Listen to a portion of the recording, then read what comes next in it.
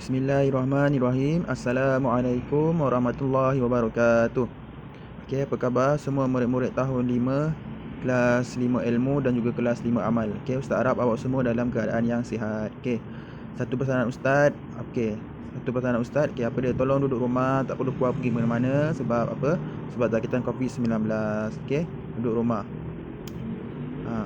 Ustaz dapat tahu ada dalam kalangan kelas 5 ilmu, kelas 5 amal dah ada yang terkena jangkitan COVID-19.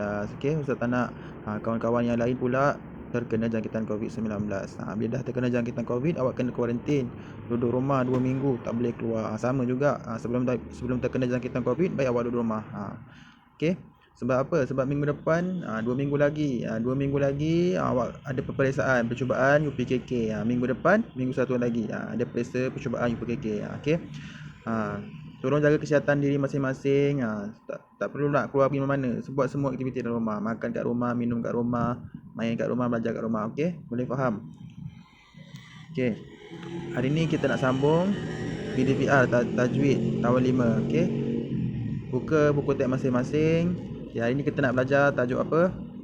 Okay, tengok muka surat 50. Tajuk dia apa? Unit yang ke-13, Mad Iwad. Okay, hari ni kita nak belajar Mad Iwad. Apa dia Mad Iwad? Yang ni, Mad Iwad. Okay, di akhir pembelajaran, murid akan dapat menyebut pengertian Mad Iwad, menyatakan kadar panjang bacaan Mad Iwad, membaca misal Mad Iwad dengan betul. Okay, pernah dengar tak Mad Iwad? Mad Iwad ni macam mana? Okay, hari ni kita nak belajar. Yang pertama, pengertian. Yang ni. Kedua, kadar panjang. Ketiga, membaca misal. Okey, ada 3 benda dalam tajuk Mad Iwad kita nak tahu. Pengertian, kadar panjang, misal. Okey. Okey, kita tengok pengertian dulu. Apa dia pengertian Mad Iwad? Apa dia pengertian Mad Iwad? Okey, Mad Iwad ialah, tengok yang ni. Mad Iwad ialah apabila mewakafkan bacaan pada akhir kalimah yang berbaris tanwin di atas kecuali pada huruf ta marbutah. Okey, itu pengertian Mad Iwad. Okey, Mad Iwad ni apa dia? Mad Iwad ialah apabila mewakafkan bacaan pada akhir kalimah. Okey, mewakafkan bacaan pada akhir kalimah. Mewakafkan bacaan pada akhir kalimah. Mewakafkan tu apa dia? Mewakafkan tu memberhentikan bacaan. Memberhentikan bacaan pada akhir kalimah yang berbaris tanwin. Yang baris tanwin di atas. Tanwin macam mana baris tanwin? Baris 2. Baris 2 di atas. Kalau fathah 1, kalau tanwin 2. Faham? Baris tanwin di atas kecuali pada huruf ta marbutah. Kecuali pada huruf ta marbutah. Ta marbutah, kenal tak huruf ta marbutah apa dia? Ta marbutah yang macam ni. Ta bulat ada 2 titik. Ta bulat ada 2 titik. Ini namanya ta marbutah. Kecuali pada huruf ta marbutah. Okey, apa dia pengertian Mad Iwad? Mewakafkan bacaan pada akhir kalimah pada baris tanwin di atas kecuali ta marbutah. Okey, boleh lafaz pengertian Mad Iwad apa dia? Okey, boleh.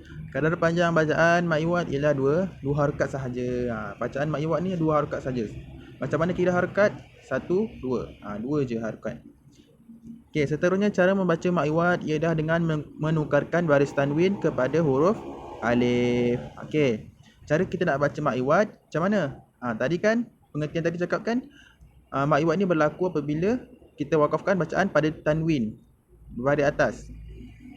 Cara kita nak baca, kita kena tukarkan baris tanwin tadi tu kepada huruf alif. Okey, sekejap Tanwin 2 di atas tukar kepada huruf alif. Okey, ini cara kita nak baca Mad Iwad. Tanwin 2 di atas tukar kepada huruf alif. Faham? Okey. Kita tengok contoh. Contoh misal Mad Iwad. Contoh misal Mad Iwad yang pertama mihadan. Ada 2 tanwin baris fathah di akhir kalimah. Azwajan ada 2 tanwin di akhir kalimah. Autadan ada 2 baris tanwin di atas. Insya'an ada 2 baris tanwin di atas. Sawa'an ada 2 tanwin baris di atas di akhir kalimah. Okey, boleh. Semua huruf tanwin, semua baris tanwin di akhir kalimah. Okey. Itu contoh-contoh misal Mad Iwad. 1 2 3 4 5. Okey, ada 5 contoh misal Mad Iwad. Okey, tahukah anda apa ya? Mad Iwad hanya berlaku ketika wakaf sahaja, termasuk dalam bahagian mad asli. Macam Ustaz cakap tadi lah, Mad Iwad ni hanya berlaku ketika wakaf sahaja. Wakaf tu apa? Wakaf tu kita berhenti baca baru jadi mad iwad. Okey, dan termasuk dalam bahagian mad asli. Mad asli ingat kan apa dia? Dan tajuk pertama dulu kita belajar. Okey. Boleh faham?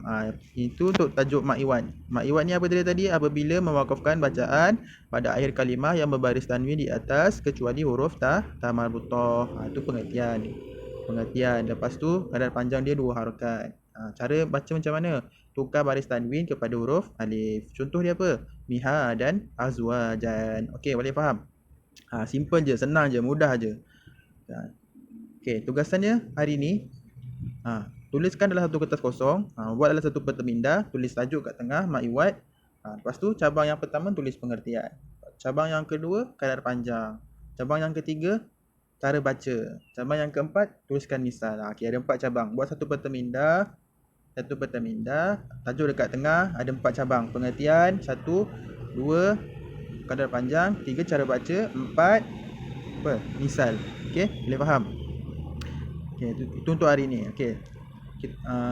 Kita tengok tu tadi tajuk mad iwad. Okey, tengok lagi sikit kita tengok tajuk mad tamkin. Kita nak habiskan, kalau boleh kita nak habiskan silibus tajwid tahun 5 secepat mungkin. Ada lagi beberapa tajuk yang kita belum habis lagi. Okey, tengok tajuk mad tamkin sikit lagi. Unit yang ke-14 mad tamkin. Pernah dengar tak mad tamkin apa dia? Tak pernah dengar. Okey, mad tamkin apa? Tengok pengertian dia dulu. Mad tamkin ialah apabila bertemu 2 huruf ya dalam satu kalimah. Yang pertama berbaris bawah dan bertasydid, manakala yang kedua mati. Tu maksudnya, tu pengertian mad tamkin. Ada 2 ya dalam satu kalimah. Ada 2 ya dalam satu kalimah. Yang pertama ni berbaris bawah. Baris bawah dan bertasydid. Tasydid macam mana dah? Tanda sabdu, tasydid. Manakala yang kedua tanda mati. Okey, tak faham. Okey, yang pertama baris bawah atau tasydid. Yang kedua tanda mati. Okey. Tu cara kita nak faham mad tamkin. Kadar panjang bacaan ialah 2 harakat. Sama macam mad iwad tadi. Mad iwad kita baca 2, mad tamkin pun kita baca 2. Okey. Misal mad tamkin. Huyitum. Ni yang pertama. Yang kedua wal ummiyina. Yang ketiga an-nabiyina. Keempat rabbaniyina. Kelima illiyina. Ada 5. Ada 2 ya. Tengok contoh-contoh tu. Ada 2 ya sebenarnya dalam satu kalimah ni, ada 2 ya. Yang pertama, yang kedua. Selepas huruf ya ni sebenarnya ada huruf ya juga. Selepas pada huruf ya ni ada ya juga. Selepas pada huruf ya ni ada ya juga. Selepas daripada huruf ya ni pun ada ya juga. Okey. Bila ada 2 ya, dia jadi hukum mad tamkin. Kita baca 2 harakat. Okey. Tahukah anda, tengok yang bawah tu. Yang ni, tengok yang ni, mad tamkin termasuk dalam bahagian mad asli dan dibaca dengan 2 harakat.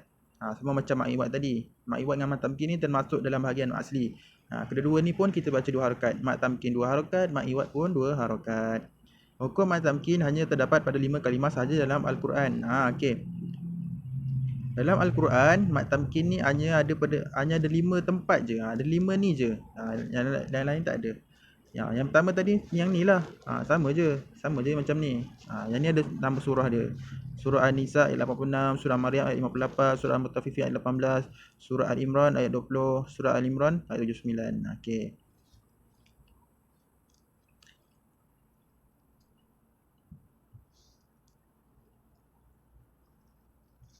Okey, boleh faham? 2 tajuk yang kita belajar hari ni. Mad iwad, mad tamkin. Okey, kalau mad iwad tadi ada baris tanwin. Baris tanwin tukar baris alif. Tukar pada huruf alif. Kalau mad tamkin ada 2 ya. Yang pertama baris apa? Yang pertama baris bawah dengan tasydid, yang kedua tanda ya baris mati. Okey, sama juga macam mad iwad tadi. Sana awak tulis dalam satu kertas kosong. Buat peta minda, tulis tajuk kat tengah mad tamkin. Cabang yang pertama pengertian, cabang yang kedua kadar panjang, cabang yang ketiga misal. Senang awak nak faham nanti. Awak nak buat ulang kaji untuk periksa percubaan nanti, senang awak tengok kertas tu, kita tengok satu-satu tajuk. Okey.